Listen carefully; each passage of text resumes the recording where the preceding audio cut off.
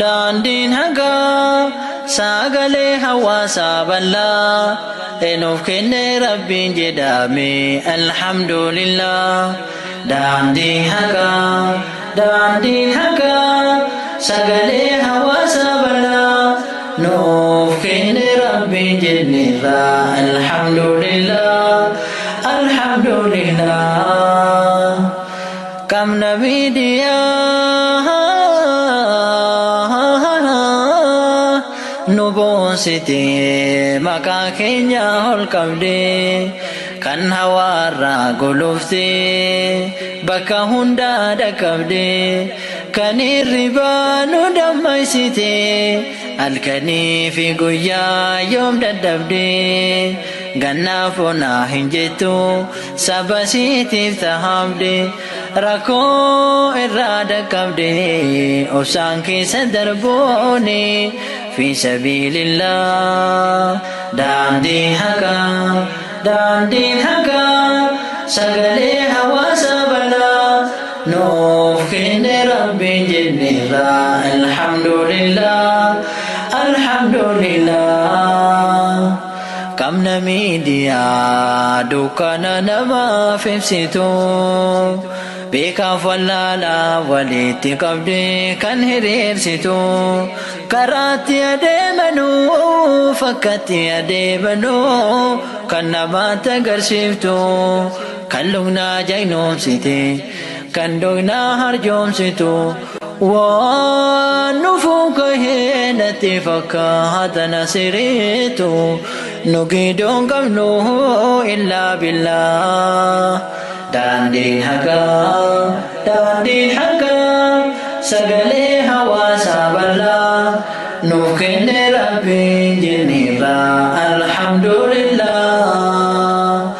Kamna media aduwi mata gad kabachifte sherri sinta tufdimtu ifa baste fokkisifte media hayota dinif dunia hamatte kan harka wal qabatte fuldura tarkaanfatte maanan tokkumma ifa gallaan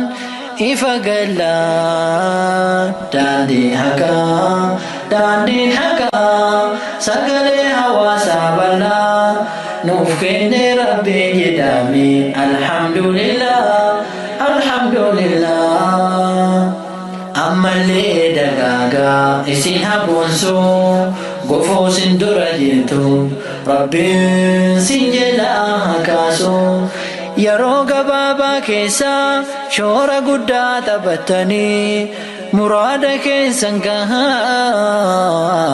bakka yaadan geessanii hordoftoota daandii haqaa dhiiraaf dubartiin beekaa wallaalaan hundi keessanii kan biyya keessaaf biyya hambaa jirtanii guddisuun dirqamaa miidiyaa keessanii raada haadhan baanaa ikhwaanii fillah daandii haqaa sagalee hawaasaa bal'aa nuuf kenne rabbi jedhame alhamdulillah rakkoo keessa darbee as gahee barii daandiin osaakoo kanarraaf kan borii addunyaa beeksisuuf dharra jiru haree nama keef dhaabbatu kan gargaaru jabbaari amma jara gargaaru jaratu ahlaa daandiin haqaa sagalee hawaasaa bal'aa nuuf kenne rabbiin jenneerraa alhamdulillah jarachirraa hojjetus rabbiin jara gargaara kan ofirraa hin qusanne lubbuuf qabeenya jara fuuldura malee kan hin millanne dudduuba isaarraa rakkina hawaasaa qofaa of gahaadha kan dhuunforroo fi sabiilillah. Daandii haqaa sagalee hawaasaa bal'aa nuuf kenne.